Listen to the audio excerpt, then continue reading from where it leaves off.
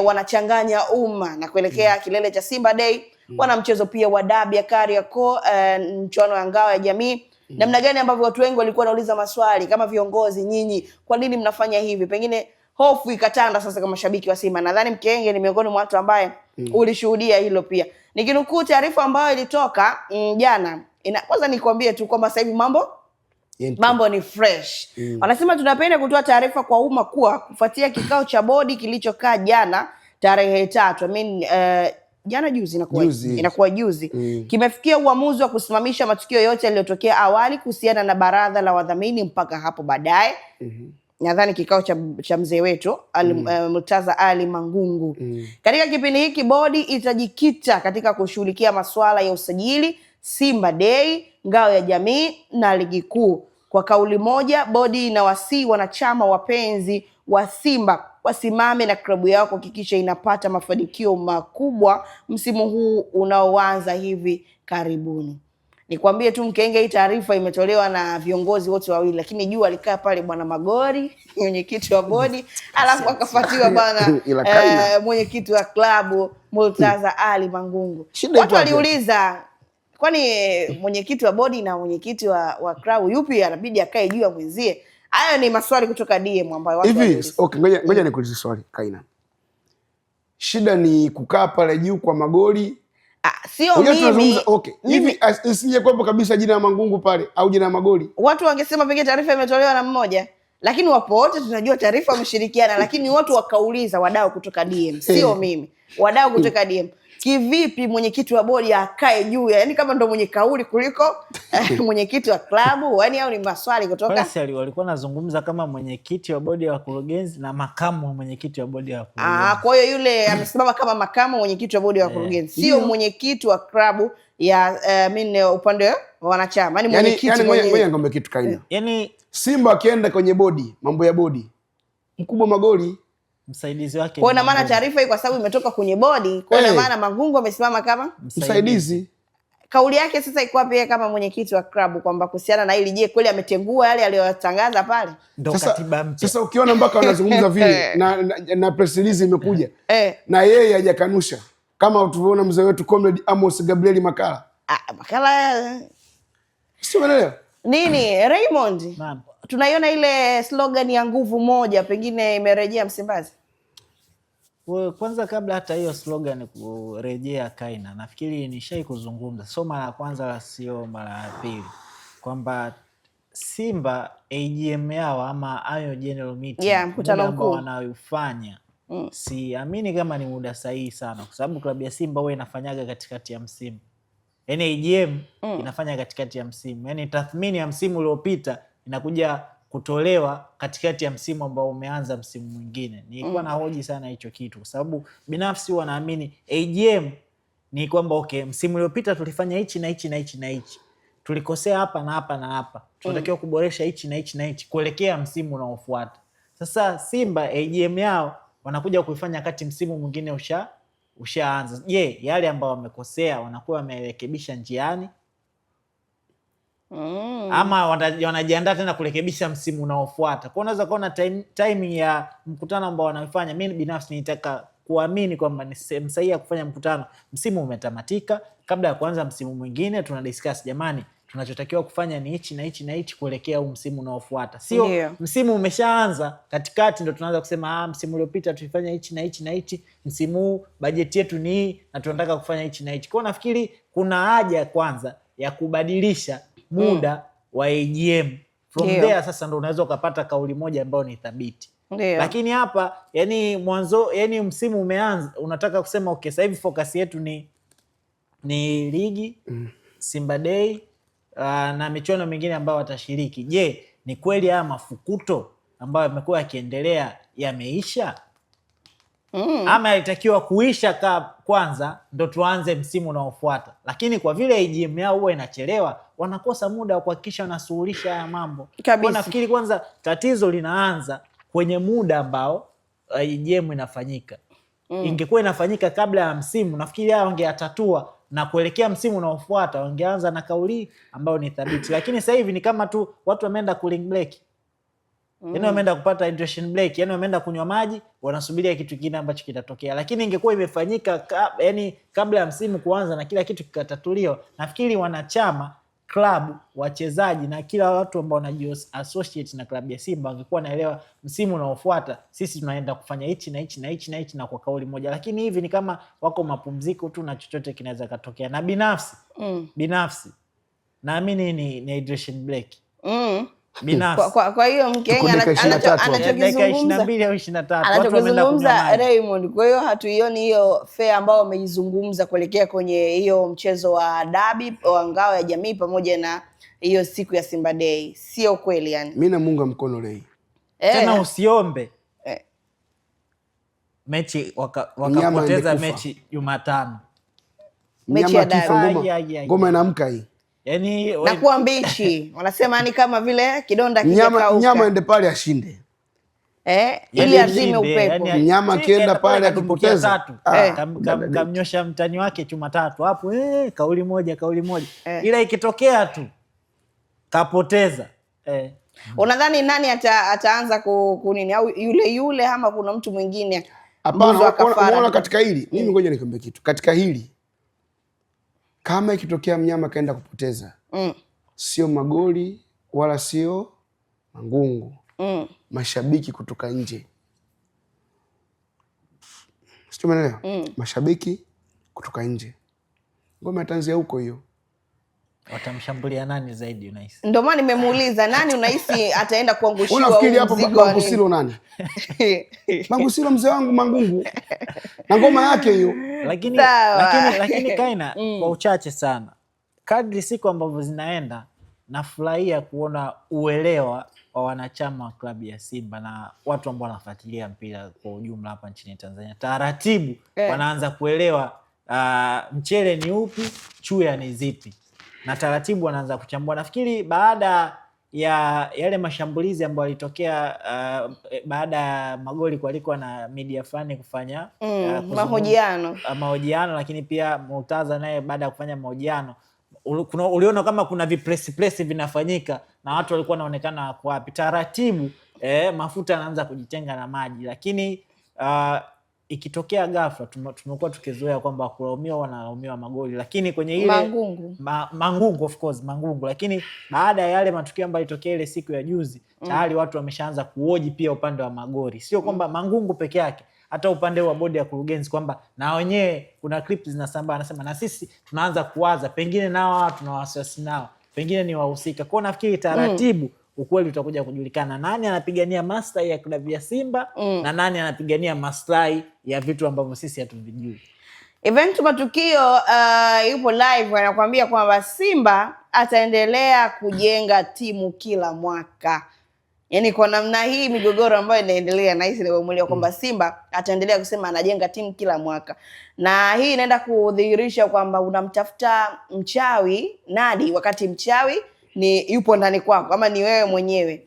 Sasa kama timu haifanyi vizuri ama timu hawezi kufanya vizuri kipindi ambacho wale wajenga wa timu, yani wajenzi wa timu hawana kauli moja. Mwakani tena. Hamjaungana, mnategemea timu itaungana? Mwakani tena. Mwakani tena. Watu wanatokea huko mwakani tena. Kwa hiyo na maana ile kauli sasa ya Yanga kwamba mwakani tena kuna dalili zote. Sasa kwa mambo kama na kitu ambacho nilipata bahati kumuuliza Ali, nikamuuliza mnaongea kwa kujiamini sana kwamba mwakani tena na mnazungumza kwamba mna kila nafasi ya kuendelea kufanya vizuri msimu ujao. Nini ambacho kinawapa imani? Usajili ambao mmeufanya na mkilinganisha na usajili wa wenzenu, au hii migogoro ambayo inaendelea kwa wenzenu, kutokuelewana kwao pengine ndio kunawafanya nyinyi mjipe imani kwamba mnajiona mna nafasi nyingine mwakani kuchukua ubingwa? Yeye akasema kwanza wanajisifia wana uongozi bora sana. Hiko ndio kitu cha kwanza. Kwa hiyo inadhihirisha kwamba hii migogoro ndio ambayo inawapa imani kubwa wapinzani kwamba wanao nafasi kubwa ya kuendelea kufanya vizuri. Ama nyinyi mnaonaje? Kaina. Yaani mkiwa mnajenga nyumba moja, kugombea fito ni haramu. Yaani haramu sana na ni kwa mara chache sana na inahitaji sana kudra za Mwenyezi Mungu. Familia ambayo baba na mama hawaelewani wakapata mtoto ambaye amenyoka. Yaani amenyoka kabisa. Mtoto lazima take side. Yaani mtoto lazima utakuta tu kuna upande kaegemea na kuna upande hautaki. Na from there sasa ndio unakuja klabu ya Simba. Baba na mama ni viongozi. Sasa kama wao tu hawezi kuzungumza lugha moja, je, watoto ambao ni wachezaji na technical bench za ufundi na watu wengine ambao wanajihusisha, je, wataelewana? Mimi naamini huu mgawanyo sio tu kwa viongozi, hata kuna muda tu mwanao Ahmed Ally pengine aelewe angukie wapi. Kazi kubwa ambayo ipo nayo pale Simba ni mtu wanasema admini wa Simba. Zuberi Mwiduna anakuambia vipi kuhusu Aziz Ki kuja Yanga? Jamani, kuna namba 6 ambayo imesalia. Wachezaji walisema ni wawili, jana tumemwona mmoja, kwa bado mchezaji mmoja wa kigeni. Kuna mchezaji wao anafanya mazoezi na timu nyingine.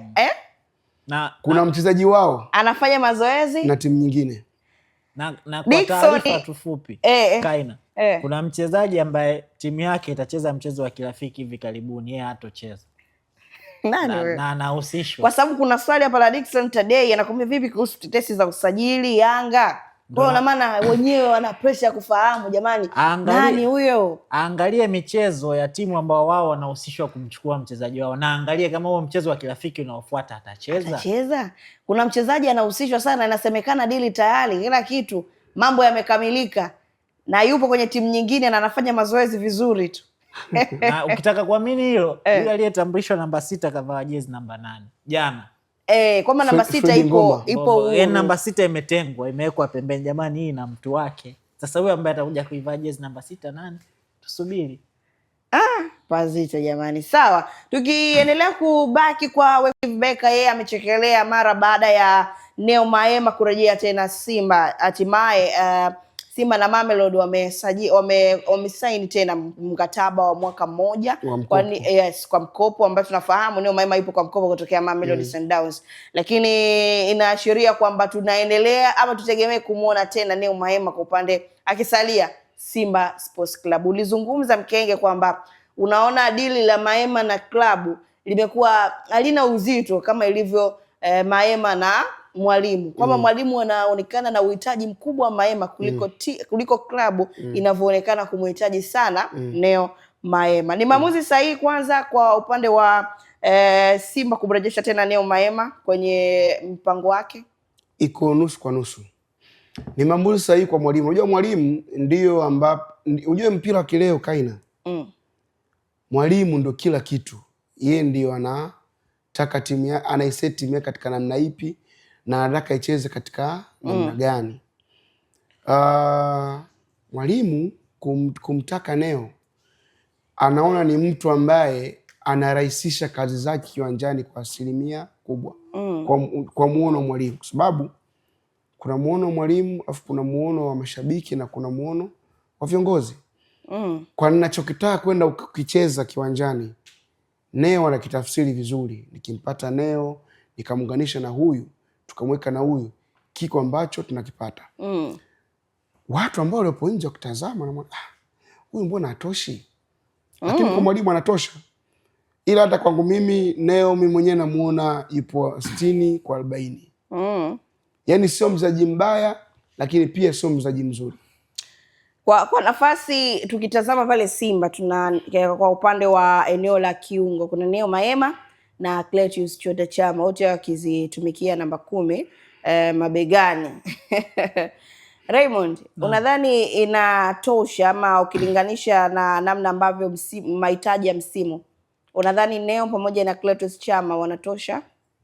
Well, kuna muda ambao Steve Barker amekuwa akibadilisha matumizi ya Neo Maema na kuna muda anamshusha chini kabisa kwenye ile double pivot ama viungo wawili wa chini ambao wanacheza, na mara nyingi huwa yeye ana detect tempo ya mchezo kuanzia katika lile eneo akiwa na supportive either Kagoma ama mchezaji yule mwingine wa klabu ya Simba ambaye anahudumu katika ile nafasi. Na kutoa tathmini yangu kusema hao wawili pekee wanatosha, of course kwa sasa bado ni ngumu kutoa tathmini hiyo, lakini umeona Simba amefanya maingizo mapya ambayo pengine Mwalimu anajaribu kutoka kwenye mfumo fulani kwenda katika mfumo fulani. Yaani Mwalimu kuna tweaks huwa anazifanya kutokana na kile kikosi ambacho yuko nacho. Pengine leo hii unaweza ukasema Neo Maema hatoshi ama Chama hatoshi. Mwalimu anasema okay, Neo Maema atakuwa anacheza kama namba 8, Clatous Chama atacheza kama namba 10. Pengine wote anaweza accommodate. Kwa nafikiri tusubiri na kuona ni kwa namna gani ambavyo Steve Barker atakuwa ameitweak timu yake kwenye mechi za kimashindano. Sababu tumeona kwenye hizi mechi za michuano ya Sekafa, yani amekuwa kuna vitu vingi anabadilisha. Yani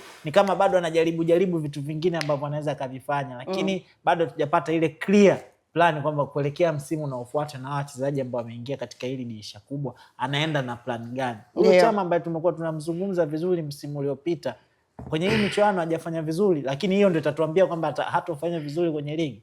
No, kwa nafikiri kwa sasa hivi bado tumwache Steve Barker afanye kazi yake ambaye alifanya bora sana msimu uliopita. Kabisa. Kama kuna muda ambao Maema mimi binafsi naamini alifanya vizuri, ni kuelekea mwishoni mwa msimu. Na hapo alikuwa mara nyingi how deployed kama namba 10 kabisa, ama kubaki katika lile eneo. Ule muda ambao alikuwa anashuka chini, yeye anakuwa anajiunga na kiungo mmoja wa chini, na from there sasa unaona timu ina click. Lakini kusema umtegemee yeye kama yeye kwenye eneo la namba 10 peke yake, nafikiri bado kuna maswali makubwa. Lakini uzuri wake ndio anaweza akacheza nafasi zaidi ya moja, akacheza namba 8, namba 10, akatokea kama kiungo wa mshambuliaji kutokea pembeni, zote anaweza kahudumu. Na pengine mwalimu yeye ndio maana anasema okay, huyu mchezaji naweza nikamtumia kwenye zaidi ya nafasi 3.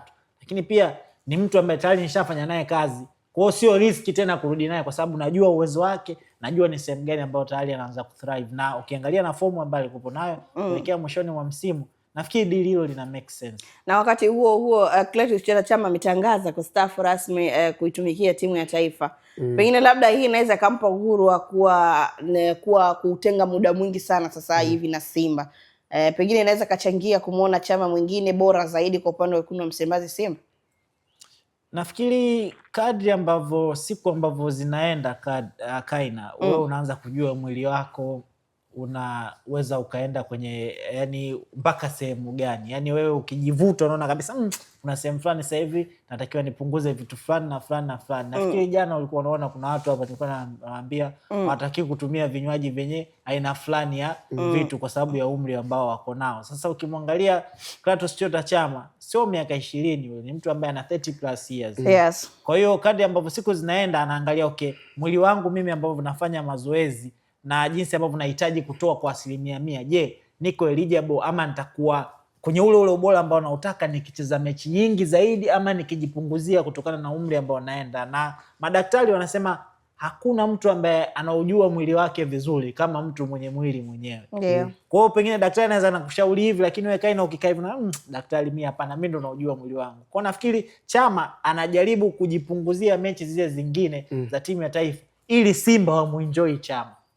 Sababu anaamini kwamba mimi nikifocus zaidi na klabu ya Simba naweza nikapa kitu bora zaidi pengine kuliko nikiwa nacheza mechi zote mbili, kwa sababu itahitaji niwe na energy kubwa, niwe na safari nyingi zaidi kwenda nchini kwao Zambia kila siku kwa ajili ya mechi zile ambazo zinakuwa zinaitwa, kwa sababu kuitwa pengine imekuwa ni kitu cha kawaida Chama kuitwa kwenye timu ya taifa. Kwa nafikiri focus yake kubwa kwenye hichi alichokifanya ni kuambia wana Simba, mimi nataka niwatumikie nyie kwa hichi kipindi ambacho nilicho nacho kwa ubora mkubwa sana, na pengine kisiwe kipindi ambacho nasema bora Chama angestaafu.